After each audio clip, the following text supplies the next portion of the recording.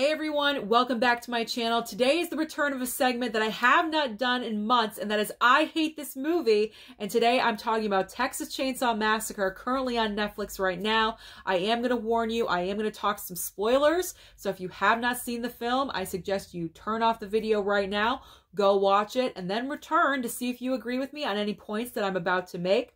And I do want to preface the video by saying that this is purely my opinion only. If you enjoyed the movie, that is all that matters. So don't treat me too harshly down below in the comments. So before I start talking about what was negative and really just did not work for me, let's talk positive. What was positive about the movie? And for me, it was the gore and the kills. Leatherface is not messing around when it comes to this movie. He is slicing and dicing in so many different creative ways. That bus scene was epic. He was killing 2 people at one time with the chainsaw. It was really satisfying. He bludgeoned someone to death, pretty much had no head left. And then also my favorite kill of the entire movie was when he snapped the cop's arm, broke the bone, and then put the bone right into his neck. I've never seen anything like that before in a horror film, and I thought that was a nice creative kill. That entire sequence I actually enjoyed a lot. So let's get into the factors that I did not quite enjoy and missing holes in the story that just did not make sense for me. So the basic plot point of the new Texas Chainsaw Massacre are these social media influencers. They buy up buildings in this abandoned town in Texas, and they kind of want to revitalize the area and create a utopia for people to come to. I don't know, I'm kind of unclear with what they really want to achieve with this entire project. And unbeknownst to them, Leatherface is lurking in one of those buildings, and therefore something happens to trigger him, and chaos ensues. So that's the basic plot point of what's going on. That's the first issue that I had with this movie, is that I really wasn't understanding the basis of why they were doing what they were doing. So it's not simple. It's kind of complicated. And if I have to think during a horror movie, that's not really a good thing. So another thing that I did not understand was, because this film is a direct sequel from the original movie, there's something that I have an issue with. So in the first film, we have Leatherface in the House of Horrors with his demented family that I assumed is his family. He's been raised in that house since he was a baby. That's my impression of the film. And I actually watched the first movie. I rewatched it recently just to make sure I wasn't missing anything. And that's pretty much what it was to me. In this new movie, we're supposed to believe that Leatherface has been raised in this orphanage that's a part of this abandoned town, and that he has a so-called mother figure, and that he's been there since he was a young boy. And they even state in the movie that he really doesn't like to leave the property. That doesn't make any sense. That makes no sense from the original film. It's very inconsistent. So that was another issue that I had with this film. And you're probably wondering at this point, Susan, why are you critiquing so hard? It's a horror movie because it doesn't make sense. That's why. It doesn't make sense. And when things don't make sense, I question it. It's incomplete to me. I'm sorry, but I'm going to have my opinion about it. That's why I'm making this video. So another thing that really bothered me, though, is that in the first film, I would say Leatherface is around, what, 20? Like young 20s, 20 years old, somewhere in the 20s when he's doing what he's doing, okay? So this is supposedly 50 years later. You're going to have me believe that Leatherface is going nuts and he's running and he's wielding this chainsaw in his 70s? That's a little hard for me to believe. That is also difficult for me to believe. I mean, we can believe it with Michael Myers because he's like the supernatural element, and Jason Voorhees is just unbeatable. He's just not of this world. Like, you can cut his head off and he still is living. But with Leatherface, he's a flesh and blood human being. He's not supernatural in any way. He's just really messed up in the head. So therefore, he's 70-something years old. It's really hard for me to believe that he's doing what he's doing in this film at such an advanced age. So let me know down below if I'm being a little hypercritical with this or not, or even if you thought about that aspect. Because if you don't put the pieces together, if you're just taking it at face value, I would not have minded this film so much if it wasn't a direct sequel from the original. But because it is, we have some plot points and plot holes that I just want an answer to. So let's get off of this subject and move on to the characters.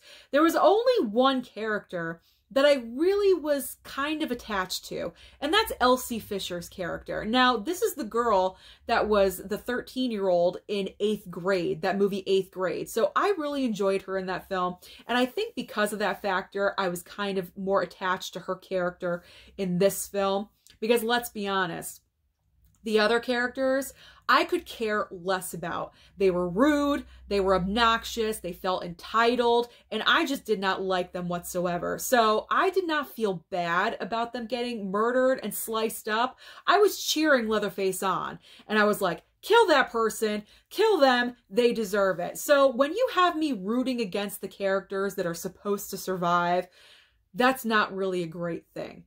And while we're talking about characters, we have to address the legacy character of Sally. Now, the actress that plays Sally is not the original actress from the first film because she passed away years ago. So we have a replacement actress, no problem with that.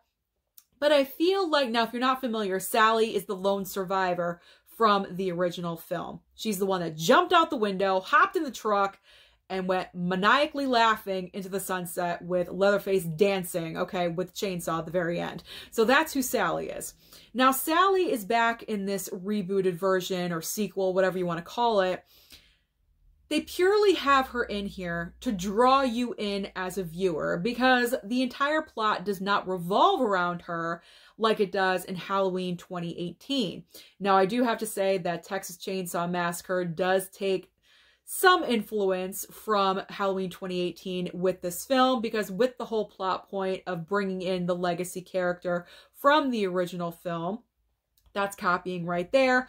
But also you cannot help but notice that the character of Sally now really looks like Jamie Lee Curtis in Halloween 2018. I mean, they look like they could be cousins. They have the same look. Their hair is very similar. Like, could we have not done a different color? I mean, come on, people. Let's get a little bit creative. But anyway, if I was Sally, first of all, I would not still be living in Texas if I was the lone survivor from the first film. I would have moved as far away as possible to get away from Leatherface, never to be killed ever, ever, ever. That's what I would do. But no, she's still living in Texas, a stone's throw away from where he is. That makes no sense to me. So she's not the primary character in this film. She is a side character, and they, like I said, I think they're just use that factor to draw people in to watch this movie overall. But I gotta say, the dumbest part of this character, and now we're going into the believability factor, because this is just so dumb. Bad choices. So we have this moment with Sally. She wants to get him. 50 years later, she wants to get her revenge on Leatherface for her 4 friends and her brother that were killed in the original movie. She's been waiting for this night. Again, another quote from Halloween 2018. That is what she says, direct. I've waited 50 years for this. That's from Halloween 2018, pretty much. So she has the opportunity to kill Leatherface. Leatherface is sitting on a bed, facing the wall. She walks into the orphanage, goes into the room. She has a shotgun. She could have blown him away right there, but she didn't. She's standing there and spouting this ridiculous dialogue. Do you remember me? Say my name. Do you remember? Like, no, Destiny's Child. He does not remember your name. He's killed so many people. Do you think he remembers you? No, he does not. Wasted opportunity. She does not blow him away. So therefore he gets up with the chainsaw and just walks right past her to go downstairs to get the other 2 girls. But wait, that's not the most ridiculous part. The most ridiculous part, and this is major spoilerage right there, right here, so get ready. She goes to confront him. They have a little bit of a fight, a little scuffle out in the street. He blocks the gun. She can't shoot. Then he proceeds to rip her insides out right up the middle with the chainsaw. By the way, I hated the way they did that because that's ruining the legacy character of Sally by killing her in this movie. So he rips her up and down with the chainsaw. Literally, your insides are shredded to pieces. He tosses her into a pile of garbage bags. She proceeds to take, she's still alive. She proceeds to take her shotgun and get a couple shots off after that. How is she still living? How is she still living? Would you be living if you had a chainsaw go up the middle of your body? No, you would not. You would be dead. But no, this is Texas Chainsaw Massacre, so you're supposed to just suspend all belief of reality. Stupid. Extremely stupid. But not as stupid as the two sisters at the very end of the movie. So here's the two sisters, and they've been fighting Leatherface, and they've been trying to survive, and Leatherface is in, you know, this water, this little pool area in the building, whatever. And so the sisters, they survived, and they're at the edge. He's in the water. They're standing there at the edge, hugging each other and saying dialogue. And I'm thinking, move your asses out of there, because as we all know, it's a horror movie. He's going to pop up out of there and get you. They're taking their time. That irritated me. Then they run to this car. Where this car came from, I have no clue, no idea. It's a brand new car. Where did it come from? They hop inside. They're taking their time with the GPS, working the system, opening up the sunroof. What are you doing? I would hightail it at full speed to get out of there. Screw the sunroof. You can maneuver that once you're out of town. So they're taking their time. That's when Leatherface busts in, grabs the older sister that he wanted from the very beginning, because she's the one that caused his mother figure to pass away, and chopped her head off. Guys, you need to take advantage of getting away. It was so stupid. Like, bad decisions, missed opportunities. Those are the things that really irked me. Like, these characters were stupid. So stupid in this film. Nothing but bad decisions, just plain stupidity. So what would I have done better? What would I have done? What did I want to see out of this movie to make it a little bit better? Well, I cannot take this idea for myself. What I'm about to say, I saw on 3C Films. His name is Chris, and his YouTube channel is 3C Films. I watch his reviews all the time because I love his personality, and he had a great idea that he wanted to see in this movie, and they did not even do, and he really hopes that they do in the future, and I happen to agree with him. Why do we not get into the psychological backstory of Leatherface himself? Why is he into wearing faces? Why wigs, girls' clothing, putting on makeup? We all know that he's severely psychologically disturbed, but what is the origin of that? What is the basis? Where did that start?